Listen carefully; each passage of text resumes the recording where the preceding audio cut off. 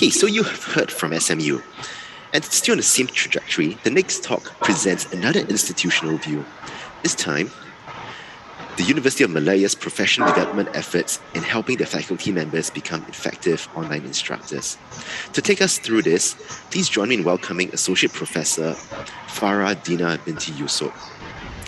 Prof. Farrah is an associate professor in the Faculty of Education and director of the University of Malaya's Academic Enhancement and Leadership Development Center, also known as Adeq.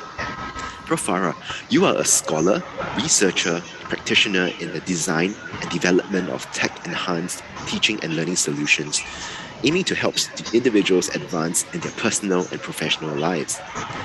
You are known for your civic-minded instructional designer framework, which has framed current ways of educating professionals for the purpose of improving life. And I had a look at the framework. I noted with interest how this approach also allows students to contextualize their learning, at the same time gain a good degree of empathy for members of the community. So I'll now hand the time over to Professor Farrah, who will present her talk. Prof. Farrah, please.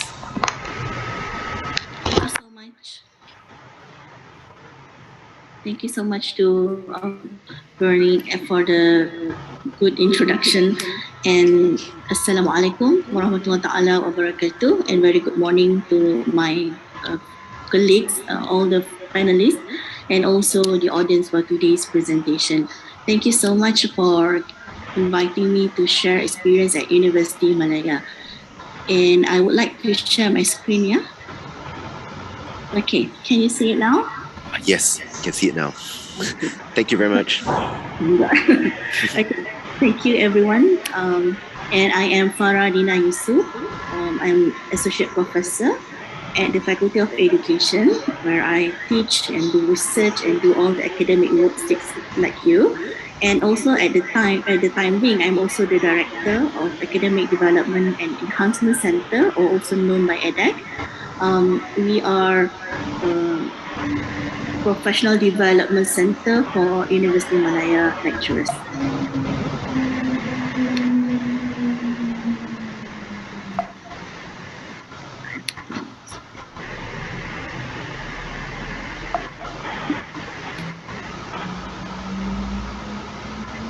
Just an introduction about University Malaya.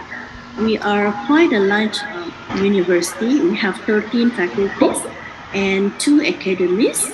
We have 2 main centers that oversee all the management in the university, 2 institutes, more than 200 academic programs combining both undergraduate and also postgraduate programs, more than 70 research centers because we are research-intensive universities. And all these research centers are under 4 research clusters. We have approximately about 20,000 undergraduate students and 9,000 postgraduate students. And combined together, we have about 29,000 students on campus and online.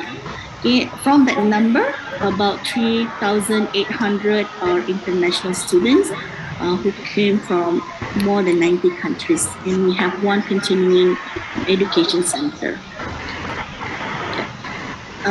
In terms of ranking, we are ranked as 65 in the QS ranking system and also number 9 in the Asian University ranking. So there is I can say there's some kind of pressure to continuously doing the best for the university and also for the country. So we are a very broad-based in terms of discipline. We have a lot of science-based and also social science-based disciplines. As I mentioned, also we are research-intensive, and a lot of things that we are doing, we are under restricted budget because we are a public university. We are also the oldest university in Malaysia. So you can see that our buildings, we can't really have the fancy building, modern buildings like you see in SMU and other universities, but we try our best to continually aggressively improve our buildings. So this is another branch, or not a branch, we are also a teaching hospital, teaching hospital university, okay, with the largest bed. We have 1,600 beds, and you can see that from this slide, we have a lot of medical related disciplines. It's very large. So when we are doing training and also teaching, we have to think of this in our mind as well. In terms of the number of academics that we serve, we have about 2,000 academic staffs that are in both clinical teaching track and also the standard teaching track. So Adeq is a one-stop professional development center for academic staff, and we very much have very big role, I would say, but focusing only on the development of the lecturers or the academics. So our major role is the academic staff development. And just as Provinki has just introduced to you, we also have a framework, what we call ACE framework, where all lecturers have to go through 3 different levels of training. And from when they start until they are associate professor through the professor, they all have their own number of hours that they need to complete in terms of professional development. And that includes 6 areas: teaching and learning, research and supervision, leadership, well-being, and also e-learning. Apart from that, we are also very much involved in teaching and learning innovation. So we have a lot of initiatives related to scholarship of teaching and learning, or SOTA, and one of it is one of the teaching grants that I'm going to introduce later. Okay, we also do some kind of learning support. By support, meaning that we have one-to-one consultations with individual lecturers who need help in terms of research, because we are the research university, in terms of teaching and learning, and as well as other things that the lecturers need help from us. Okay, and we are also overseeing the development of various learning spaces in our university. Okay, during the COVID-19 pandemic, as a professional development center for University Malaya, we have introduced a campaign, a digital campaign, and hashtag UMTeach Online. When we started the UMTeach Online campaign, we do not have much time to think about what needs to be done or to strategize, because it happened so sudden. We only have about 4 weeks for us to re-strategize on how we do our training. Okay, all our trainings were at that time physical, and now we have to convert everything online. Okay, so what we did is that we turned all the trainings into webinar series. Okay, so a lot of things at that point in 2020 were focusing on how to transfer or how to transform your courses from physical into online courses. And later we introduced the tools on how lecturers can make their online classes engaging for the students and so on. Okay, we also created communication channel. So we have 3 WhatsApp channels and also 1 Telegram channel. These channels are very important and actually have played a major role for us to reaching out to the academics. You can imagine that at that time, when we have the MCO, or the movement control order, everyone was actually, it was during the semester break. So we do not have way to reach out to them. Okay, so when we created the channels, all channels are full until now. Okay, so soon, now that we are kind of having this new normal with the pandemic, we are using this channel to communicate about our recent webinars and tools that we have introduced to them and so on. Okay, other than that, we found that teachers, we have language teachers in the university, the clinicians, doctors, and also the general academics. They needed a lot of online resources. Okay, they don't really have time to go through all the webinars that we have for them. So we have created content for them. Okay, that will be in terms of guidelines on how to teach online. Okay, also videos, okay, about how they can use certain tools to increase engagement with the students, as well as to beef up our websites and blogs on topics that they are demanding to know at that time. So we are applying the just in time kind of learning with our students, with our lecturers. Apart from that, we also support our academics. I mentioned to you that we have three different programs for each lecturer's career development. And one of the most important program is called Emerald. Okay, Emerald is a program, is before pandemic, it was a 5 day program, physical program, where they learn about the basics of teaching and learning. Okay, they are all new lecturers, newly appointed from 0 to 3 years of appointment, and they have to be certified before they are able to move on to the next academic ladder.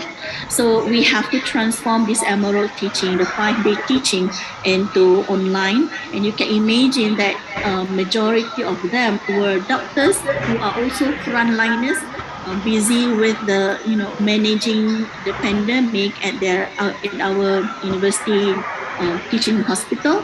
But at the same time, they also have to complete this certification. So we try to make them easier for them to complete the program. Another thing that we did is that we grant what we call Lighter grants. This is teaching grants that we disperse to all our academics to encourage them to innovate their practices. Okay, these are some of the resources. At that time, they need a lot of guidelines. So these guidelines now stays in our website and accessible to anyone who are interested as well. And also videos. If you look at the videos on your screen right now, you can see that it's a very something that they need at that time. Okay, one of the most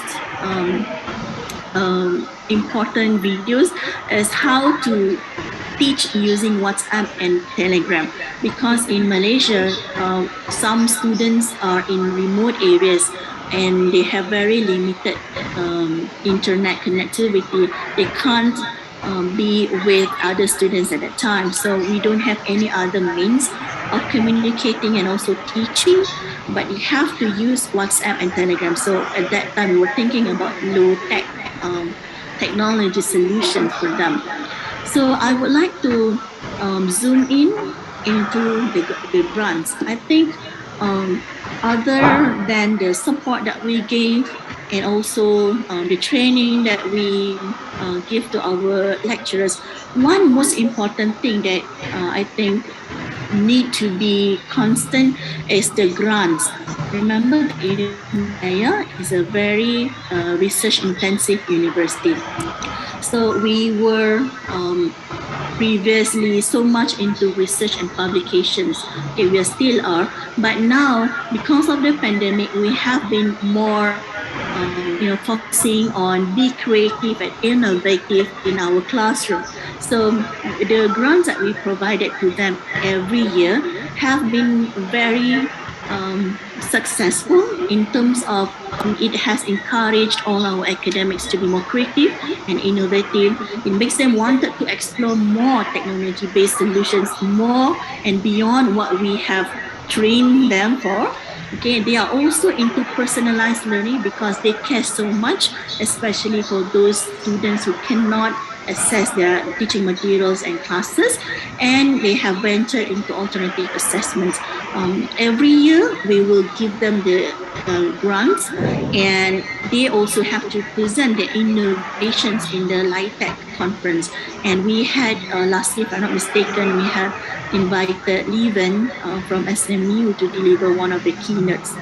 Okay, so these are examples of innovations that the lecturers have been doing during the pandemic with the help of the grants, which I think is very impressive and also very innovative. Okay, so be mindful that they are not they are researchers. Okay, they are not really trained to be teachers. They do not have education degrees, so they rely much on the professional development trainings that we manage. Okay, but they have their um, interest to make learning more personalized and more creative, okay, and to motivate the students. So they came up with a lot of things. Okay, for example, this is from a mathematics course. Uh, the design and development of online tool to teach mathematical reasoning, where the lecturers, because of the pandemic, they have to conduct their mathematics class online and they have to use a lot of formulas. They have created I would say web-based solution for that. So in this case, they have been innovating and using the tools like Microsoft Teams and other familiar tools and make it into something much more automated to help the students' mathematical thinking. Okay, in the radiology department, this is also something that they have tried to make learning more interesting. So they gamify the learning in the radiology. Okay, they had this problem where the students can't really visualize and remember the terms, okay, in the radiology radiology disciplines. So to help students become more motivated, they have these tutorials as well as drill and practice approaches with a lot of digital certificates and also badges for students who can complete the ring. So it made them made the students more motivated to learn. Okay, another innovation is that in the dentistry education. So one of the courses in the dental education is a course about how to interact and how to treat patients with disabilities. In the previous semesters, when the pandemic was not existed, the students, the dental students, went out to the community, okay, and they interacted with them, with the blind, with the deaf, and also what sorts of disabilities they have. So now the training cannot be done physically, so they have improvised it. And what they did in one of the courses is that they invited the experts, okay, who are the people with disabilities, to become the mentor to the students. So they use Microsoft Teams. It's just a familiar tool for them, and break out into stations or rooms and have the students go through each station and do learning from them, interviewing them, okay, so that they can create awareness among the students. Another example is that experimental activity with engineering students. So one of the challenges that we had is how to teach lab-based courses online. Okay, so this particular department, biomedical engineering in University of Malaya, have had a group of students, very small number, to come on campus, as well as inviting other students who cannot be on campus to be online. So you can see the settings are very we are, as I mentioned, we are using whatever we have, the tool that we have at that time. So the lecturers are teaching as usual in the classroom, and they are also teaching online, okay, hybridly. Okay. One of the, I think, most interesting development that I've seen is that in Malaysia, online community service is one of the compulsory subject. Okay, in if you want to graduate, you have to have this. You have to done this community service. So previously, our students went to orang kampung of the villages, and went to orang asli residents, and also a lot of they reach out to a lot of community. But now that they are in online situation where they can no longer go physically, so what we did in Malaysia, we have this competition, what we call E-Sulam Innovate 2021, officiated and also um, been led by our Ministry of Higher Education. So what we did is that we wanted to know what students can do online during the pandemic. They're still doing community service but in online mode. So this is one of the winners of the competition. It's called Stranger Danger Awareness.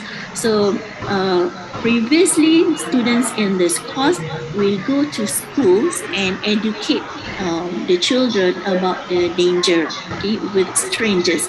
So because it is no longer possible, so what they did is that they created a Zoom session with all the students from different schools, assisted by their parents, and then they do the training online. So they do a lot of activities, and one of them is to ask the children to come out with posters to reflect on what they have learned. Okay, all of these posters, videos that the students created are compiled in one Padlet where the parents can also see what the students learn from that session. So these things that I think are very interesting and also important.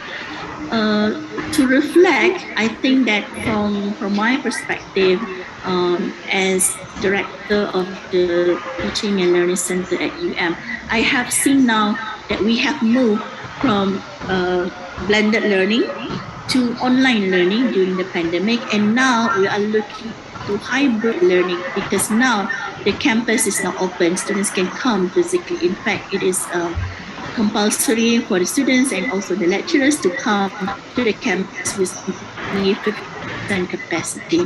So during the UM Teach Online campus, which was conducted during the pandemic, we do a lot of resources for them. Okay, but now our campaign have been a little bit twisted into hashtag back to campus, where we educate our lecturers on how to get back to the new norm or to the new um, environment, which is hybrid learning. Okay, and I would like to share with you. I think the Teaching and Learning Center, not just in University Malaya, perhaps in Singapore and in the Philippines and other countries as well, have been, you know, have been in the changing roles perspective. Okay, we are now reaching out to all level of academics across disciplines. Okay, and trying to help them to navigate their new roles as academicians. Okay, and one of the challenges is to sustain the motivation to keep on learning and improving their teaching practices. And we also see that our role have changed from being purely training manager, okay, where we invited other speakers to speak to our lecturers, to now become content developers ourselves. Okay, in our University Malaya, we have started to um, created micro-credential courses, videos, animation, and so on. Okay, so that's the very drastic change, and but that's very important. We also need to keep up to date with current trends, knowledge, and skills as teaching and learning center, because we are now kind of being the main reference in the university. Anything related to online teaching and learning, people will refer to us. Okay, so to conclude, I think that we have to expand our learning horizon. We have to change our thinking from teaching and learning as just a formalized teaching and learning, and now we have to think about teaching and learning can also happen in informal and non-formal learning environment. It may be easy for children, as you can see, if we bring them to attraction centers, shopping malls, or even like this in this slide, Petro Science in Kuala Lumpur and Kidzania. It's easy for them to adapt, okay, and to learn. But what about our higher education students and also lecturers? So with that, we have ventured into creating several micro credentials for University Malaya. So we have 6 or 8 courses for now published in Future Learn. As you can see, the topics are diverse. There are communication for engineers. It's also learning Portuguese and also multiculturalism. These are examples of existing courses taught by the academics, and we make it into micro credentials, as what Prof. Venki has just mentioned. Before the students come to be our students, they have the ability to complete maybe 1 credit of the course, and later they can waive the credit when they register as the students. I think I will stop now. If you have questions, we'll do the question and answer session later. Thank you. Thank you very much, Prof. Farah. Yeah, I had a look at your website, and I think the videos that are there are really very interesting. I mean, they cover a whole range of very practical topics, such as creating simple lessons for WhatsApp and Telegram, for students with poor network, and also alternative assessment as well. So, ladies and gentlemen, I think it's well worth your time to check out the UM's website for more examples under hashtag UM Teach Online Videos.